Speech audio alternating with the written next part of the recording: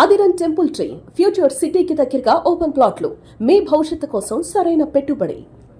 ఇంకా మిగిలింది మాత్రం పాప పెళ్ళి. ఒక స్టార్ హీరో ఇంటికి కోడలుగా వెళ్తుందేమో స్టార్ డైరెక్టర్ హీరో ఏదో బయట డిస్కషన్ జరుగుతుంది. అయిపోయి అలాంటి నిజమా? ఏం లేదు. ఇంకా ఈషా ఇండస్ట్రీలోనే ఇద్దామన్నా లేకపోతే బయట అలా ఏం లేదు. ఇంకా ఏం అనుకోలేదు. 23 నాన్న, మన కాలంలో 19కి 20కి పెళ్లి చేసుకునేది. ఇప్పుడు ఎక్కడ పెళ్ళిళ్ళు జరుగుతున్నాయి.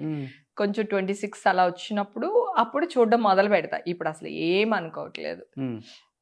నాకు అసలు ఇండస్ట్రీ అని బయట అని ఏం లేదు, కానీ ఇంకా అసలు పెళ్లి థాట్స్ అయితే ఏమి లేవు. ప్రస్తుతానికి జాబ్ చేస్తాను. ఓకే, తనకి బిజినెస్ చేయాలని ఉంది, కానీ నేను జాబ్ చేపిస్తున్నాను. ఎందుకంటే తనకి తెలియాలి ఎక్స్పీరియన్స్ ఒక బాస్ ఎలా తిడతాడు, పని చేపించుకుంటాడు, ఈ అమ్మాయి ఎలా పని చేయాలి, ఈ అమ్మాయి కింద ఉన్న వాళ్ళతో పని ఎలా చేపించుకోవాలి, అసలు బిజినెస్ అంటే ఏంటి, ఎంతమందితో మాట్లాడుతున్నాం, ఏ మీటింగ్లో ఏం జరుగుతుంది, ప్లస్ మైనస్. అక్కడ కూడా శత్రువులు ఉంటారు మనకి, అక్కడ కూడా ఫ్రెండ్స్ ఉంటారు. సో వాళ్ళని ఎలా డీల్ చేయాలి, అవన్నీ తెలియాలి అంటే ఫస్ట్ జాబ్ చేయాలి. మా అమ్మాయి జాబ్ చేస్తుంది ఇప్పుడు ప్రస్తుతం. ఆటోలో వెళ్ళిపోతుంది. పొద్దున్న ఆటోలో వెళ్ళిపోతుంది, వచ్చేటప్పుడు ఆటోలో వచ్చేస్తుంది. అన్ని పనులు నేర్పిస్తున్నారు ఇంట్లో. తను వంట చేయడం వచ్చి తనకి. ఓకే, బిర్యానీ మీరు బిజీ అయిపోతారు కదా ఆర్టిస్ట్ గా. పొద్దున వెళ్ళిపోతే నైట్ అయిపోయింది మీకు. అవును, ఇప్పుడు వంట కూడా చేయను. ఇషాకి అప్పు చెప్తా. కరెక్ట్ పాయింట్ చెప్పావు, నిజమే. నేను ఇప్పుడు వంట చేసి పెట్టి వెళ్ళే అంత ఓపిక లేదు నాకు. మనం షూటింగ్లు చేద్దాం హ్యాపీగా. మా అమ్మాయి క్యారేజ్ పంపిస్తుంది. ఇప్పుడు ఏంటి అప్పుడులాగా అక్క వదిన అట్లాంటివి ఇప్పుడు అమ్మకు కూడా రెడీగా ఉన్నారా? అప్పుడు కూడా మదర్ క్యారెక్టర్లు చేశాను నేను. చేసినారు కొంచెం. ఏ క్యారెక్టర్ అయినా ఒకే ఇంపార్టెన్స్ ఉండాలి అంటున్నా. అంతే.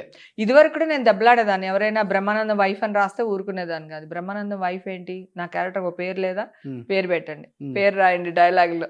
జనరల్ గా ఏం రాస్తారంటే స్క్రిప్ట్ రాసేటప్పుడు కూడా రైటర్స్ అప్పుడు అంటే వాళ్ళకి హేమ చేస్తుందని తెలియదు రైటర్లు. మామూలుగా బ్రహ్మానందం గారికి అయితే అని రాసేస్తారు కదా, Brahmanandam wife, MS Narayana wife. నాకే కాదు ఎవరికైనా అలాగే రాసేవాళ్ళు. తర్వాత మార్పిచ్చా. ఆ వైఫ్ క్యారెక్టర్ ఒక పేరు ఉంటుంది, అది హేమ అవ్వచ్చు, సుబ్బలక్ష్మి అవ్వచ్చు, ఏదైనా అవ్వచ్చు, అది రాయండి అనేదాన్ని. కానీ ఇప్పుడు ఆ నవ్వులాటగా కాకుండా సీరియస్ గా కూడా బాగా చేస్తారు మీరు. తల్లి రోల్స్ లో కూడా ఎమోషనల్ అదే చెప్పబోతున్నా. చాలా చాలా సినిమాలు చేశాను. అన్నయ్య సినిమాలో నేను సౌందర్యకి మదరు, మా ఆయన సారా తాగొచ్చి నన్ను కొట్టేస్తాడు. అవునవును. ఒక సీను చాలా ఈడ్చుకెళ్ళిపోతాడు జుట్టంతా పట్టుకొని, అట్లాంటి సీన్లు చేశాను. తర్వాత కొన్ని క్యారెక్టర్స్ అడుక్కునే క్యారెక్టర్లు చేశాను, చెప్పులు కుట్టుకునే క్యారెక్టర్లు చేశాను. విలన్గా చేయలేదు, వ్యాంప్ చేయలేదు. ఈ రెండు తప్ప ఆల్మోస్ట్ అన్ని క్యారెక్టర్లు చేశాను. కామెడీయే కాదు, చాలా సీరియస్ క్యారెక్టర్స్ చేశాను నేను. బట్ మళ్ళీ ఇండస్ట్రీ మిమ్మల్ని పిలవాలి, గుర్తించాలి. డెఫినెట్. మళ్ళీ ఇప్పుడున్న డైరెక్టర్స్ కూడా హేమ గారు మళ్ళీ వస్తున్నారు ఇండస్ట్రీకి, డెఫినెట్ గా మనం మంచి క్యారెక్టర్స్ చేపించవచ్చు. ఎందుకంటే కొన్ని వందల సినిమాలలో డిఫరెంట్ రోల్స్ లో చూసాం మిమ్మల్ని. అవును. ఒక్కసారిగా వీళ్ళందరూ ఖాళీగా ఉంటున్నారు, లేకపోతే సినిమా ఆఫర్స్ రావట్లేదు. దీనివల్ల కొంత డిప్రెషన్ కూడా ఉంటుంది మనిషికి. ఉండొచ్చు. షూటింగ్, మేకప్, ప్యాకప్ విన్నోడు ఇంట్లో ఖాళీగా ఇల్లు తుడుచుకుంటా, వంట చేసుకుంటా, లేకపోతే ఈ పార్టీలకు వెళ్తా ఉండలేం. అవును, కష్టం. షూటింగ్ చేసి వస్తే హెల్దీగా ఉంటారు. అవును, ఇంకా బాగుంటారు. డెఫినెట్ గా హెల్త్ తో పాటు వెల్త్ కూడా కదా, రెండు ఉంటది. కానీ బాగా మెయింటైన్ చేస్తున్నారు. ఏంటి ఫుడ్ ఏం తీసుకుంటారు? Thank you. నేను పెట్టడం ఇష్టం నాకు, తినడం కంటే కూడా. కానీ తింటా, బాగా తింటా. కారం 53 ఉంటాయి మీకు ఇప్పుడు 52 అయినా బాగా మెయింటైన్ చేస్తున్నారు కదా. Thank you. Morning breakfast idli dosa అన్ని. ఇడ్లీ దోశ అవే తింటాను, నాకు వేరే అన్ని తినలేను అంత. సాయంత్రం అయితే ఈ మధ్యన కొంచెం మార్చాను, ఏం లేదు, బేల్పూరి అంటాం తెలుసు కదా, దాంట్లోనే కొంచెం క్యారెట్ అంతా, ఒక క్యారెట్, ఒక కుకుంబర్ కట్ చేసుకుని, ఆనియన్, టమాటా ఇవన్నీ కట్ చేసుకుని, మరమరాలు అంటాం కదా మనం, బేల్ అంటే మరమరాలు వేసుకుని అట్లా కొంచెం నిమ్మకాయ పిండుకుని తిన్నా. దీనివల్ల ఏంటంటే క్యారెట్ మనకి ఐరన్, సో వాటరు కుకుంబర్లో, సో మరమరాలు వచ్చి ఫ్యాట్ కాదు మనకి, సో అందుకని అవి ఇలా. నిమ్మకాయ ఏమో స్కిన్కి మంచిది. అంటే evening time, night dinner skip చేసి ఇట్లాంటి ఏదో ఒకటి మేనేజ్ చేస్తున్నాను. డేలో నా ఇష్టం, ఆఫ్టర్నూన్ నా ఇష్టం. కానీ నా ప్రాబ్లం ఏంటంటే ఒక ముక్కే ఫిష్ తినగలుగుతాను, ఇంతే అన్నం తినగలుగుతాను. అంటే నేను తినలేను బేసిక్గా, అలా అలవాటు అయిపోయింది చాలా సంవత్సరాల నుంచి.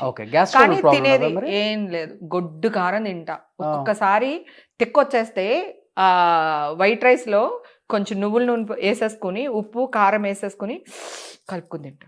ఓ, అంత ఇష్టం. కారం కారం కారం ఉండాలి, పచ్చిమిరపకాయలు. పెరుగన్నం తిన్నా పచ్చిమిరపకాయ నంచుకునే పెరుగన్నం తింటాను. ఒకవేళ పప్పుచారు అవన్నీ చేసామనుకో ఆ మజ్జిగ మిరపకాయలు వడియాలు వేసుకునే తింటాను. అందుకే ఇంత ఆవేశం మీకు. నాకేం ఆవేశం ఉండదు, నన్ను ఎవడు గోక్కూడదు. నేను నీ జోలికి రాలేదుగా, నువ్వెందుకు వస్తావురా అంట, అంతే అంతే. అది నేను పోలీస్ స్టేషన్కి వెళ్ళిన హిస్టరీలు ఎన్నో. ఎందుకు వెళ్తాను? నువ్వు నన్ను ఏదోటి అంటే నేను వెళ్ళి కంప్లైంట్ ఇస్తాను. నిన్ను ఇప్పుడు అవతల నన్ను డాష్ అంటే నేను అనలేను. సో నాకు న్యాయం కావాలి, న్యాయానికి వెళ్తా. నువ్వు నా జోలికి రాక నేను నీ జోలికి రా. బయట చూసే వాళ్ళకేమో వేరేలాగా కనపడుతుంది, ఆర్టిస్ట్ కావటాన. కాదు కదా, ఆర్టిస్ట్ కాదు. ప్రాబ్లం ఎక్కడ వచ్చిందంటే చూసే విధానంలో ఉంటుంది. అదే నేను చెప్తున్నా, అదే కదా, చూసే విధానం. వాడు కనిపించాడు, వాడు కనిపించాడు. ఇప్పుడు ఆల్రెడీ నన్ను ఎవడో ఒకడు పించేస్తాడు కదా, వాడు కనిపించాడు. నేను వెళ్ళింది మీడియాలో వస్తుంది, అదే నేను చేస్తా. నాకు ఈ మధ్య కాలంలో నేను లేడీ మెగాస్టార్ నన్ను అర్థమైపోయింది. నాకు నా మీద కొన్ని వేల ఫ్యామిలీలు బతికేస్తున్నాయి. యూనో, ఒకడు మంచిగా రాసి బతికేస్తున్నాడు, ఒకడు చెడ్డగా రాసి బతికేస్తున్నాడు. బతకడానికి నేను లాస్ట్ టైం ఒకసారి వైరల్ అయింది అది. అవును, దీనికోసమే ఎవడో మీకు రాంగ్ మెసేజ్లు పెడుతున్నాడని చెప్పి మొన్నే ఆ కేసు రీసెంట్ గా క్లోజ్ అయిపోయింది. అది ఉందంట, నాకు కూడా తెలీదు. మన కానిస్టేబుల్ ఫోన్ చేశాడు, మేడం ఇంకా ఏంట్రా ఇన్ని సంవత్సరాలు ఇంకా ఏమని పెట్టాడు అసలుకి? వాడా ఒక్కడి కాదులే, వాడు ఇష్టం వచ్చినట్టు పెట్టాడు. అసలు నాకు ఎలా ఉంటదంటే, బూతులు కాదు, రా నిన్ను పెళ్లి చేసుకుంటాను, లేపుకెళ్ళిపోతాను, ఇట్లా పెట్టేవాడు. అర్ధరాత్రి 1 గంటకి 2 గంటలకి ఏం చేస్తున్నావే, అసలు వే అంటేనే నా వెళ్ళేది. అంటే నన్ను హేమని నన్ను అంటావా, వైఫై లాగా డగడగడగడగడగడని తిరిగేది. కానీ ఫస్ట్ అప్పుడు చాలా మంది ఆడపిల్లలకి ఇలాగే మెసేజ్లు వస్తే ఎవరికి చెప్పేవాళ్ళు కాదు. అప్పుడు నేను బయటకు వచ్చి నేను చెప్పిన తర్వాత చాలా కేసులు బయటకు వచ్చారు, చాలా మందిని మూసేశారు. అప్పుడు కొంతవల్ల మంచి జరిగింది మీ వల్ల 100%. తర్వాత మాఫింగ్ ఫోటోలు గుర్తుందా? ఇప్పుడు ఏఐ చేస్తుంది పాపం, అందరు అమ్మాయిల్ని బిగినీలో చూపిస్తున్నారు కదా, ఏఐలో వస్తున్నాయి ఇప్పుడు ఫోటోలు. అవి వేరే వాడు ఎవడో దుబాయ్లోనో అమెరికాలోనో ఉండి మార్ఫింగ్ చేసేవాడు ఫొటోస్. ఇగో మా అసిస్టెంట్ గారు ఉన్నాడు కదా, ఇళ్ళల్లా తిరిగితే ఏదో ఫోటో చూపించాడు, అందరు కలిసి చూస్తున్నాడు. కాదు, నాకెందుకో భగవంతుడి దయ వల్ల ఎవడు ఆ పనులు ఏమీ చేయలేదు. నాకు ఒక బ్యాడ్ న్యూస్ మీడియా వాళ్ళు వేశారు అంటే ఓన్లీ మొన్న జరిగిన ఇష్యూనే. నాకు ఈ రోజు వరకు ఒక్క రిమార్క్ లేదు, ఎవ్వరు నన్ను ఏమనలేదు. నేను మీడియా వాళ్ళని కూడా రిక్వెస్ట్ చేసింది ఏంటి, మీరు ఓకే పోలీసులు చెప్పారు ఏం జరిగిందో మీరు ఆ న్యూస్ కూడా వేశారు కదా, సిలవలు పలవలుగా వేసేసారు. నేనేమంటాను, ఇప్పుడు కొట్టేశారు కదా, ఈ న్యూస్ కూడా వేయండి అని రిక్వెస్ట్ చేస్తున్నాను అందరినీ. ఎందుకంటే మీడియా నాకు చాలా బలం. ఈ రోజు హేమ మెగాస్టార్ చిరంజీవి అంత గొప్ప దానిలాగా చూపిస్తున్నారంటే మీడియానే, లేకపోతే మిగతా వాళ్ళు ఎవరైనా చూపించమని చూపిస్తారా? సో నా మీద ఒక న్యూస్ వేస్తున్నాడు, అంత ఎఫర్ట్ పెడుతున్నాడు అంటే నేనేదో కొంత గొప్ప, నేను గొప్పదాన్ని, అందుకనే వాడు న్యూస్ వేసుకుని బతుకుతున్నాడు, రైట్? సో ఇలాగే అనుకుంటున్నాను నేను. ఇప్పుడు ప్రాబ్లం ఏంటంటే, నువ్వు నన్ను గోకుతావు, నాన్న గోకినోడు నువ్వు కనపడవు. అయితే నన్ను గోకేడు కదా, కనీసం ఏదైనా క్రీమ్ అన్నా రాసుకుందాము, పుండు పడకుండా చూసుకుందాము అనుకుంటాను కదా. ఇది కనపడుతుంది మచ్చ, ఊరంతా అది కనిపిస్తుంది, ఈ మచ్చ కనపడుతుంది. ఆడి గోకునోడు కనపట్లా, ఈ మచ్చ కనపడుతుంది. ఎందుకు? నేను ఇండస్ట్రీకి దూరంగా ఉన్నా 4 years, మీడియాకి దూరంగా ఉన్నా. నువ్వు ఎన్నోసార్లు ఇంటర్వ్యూ అడిగావు, నీకు చెప్పాను వద్దు నాన్న నేను మీడియాకి దూరంగా ఉంటున్నాను, నాకు వద్దు. ఆఫ్టర్ మా ఎలక్షన్ నేను దూరంగా ఉన్నాను. కానీ ఎంత అన్యాయంగా ఒక ఆడపిల్లని ఇంత బద్నాం చేస్తారని అనుకోలేదు. ఏం జరిగినా నేను ఒక విక్టిమ్ని, ఒకవేళ అలా ఉంటే కూడా విక్టిమ్ని రోడ్డు మీద పాడేసి, వాళ్ళ ఫ్యామిలీని రోడ్డు మీద పాడేసి అలా ఉండకూడదు. సరే, కొత్త సంవత్సరంలో దేవుడు మనకి మామూలుగా ఇవ్వలేదు, కొట్టేశారు కేసు. తిరుమల తిరుపతి దేవస్థానానికి మనకి మంచి పిలుపు వచ్చింది, మంచి దర్శనం జరిగింది, వెళ్ళొచ్చాను. డెఫినెట్ గా ఆఫర్స్ వస్తాయి. ఇప్పుడు నేను ఆఫర్స్ కోసం నేనే ట్రై చేస్తాను. ఇందాక నేను చెప్పే లోపలనే నువ్వు 100 రకాలు చెప్పేసావు నువ్వు నాకు. నేను అందరి కోసం, ఇది వరకు నా కోసం నేను యాక్ట్ చేసుకున్నాను, నాకు పేరు రావాలి, నేను యాక్ట్ చేయాలి, నాకు డబ్బు రావాలి అని. ఇప్పుడు నేను యాక్ట్ చేయాలనుకున్నది నన్ను ఇష్టపడే జనాల కోసం. నేను ఫ్యాన్స్ అని చెప్పలేను, నేను వాళ్ళ ఇంట్లో ఒక అమ్మాయిని, వాళ్ళకి అక్కని, చెల్లిని, కూతుర్ని, మనవరాల్ని. సో వాళ్ళందరూ నన్ను కోరుకుంటున్నారు నువ్వు యాక్ట్ చేయాలి అనేసి.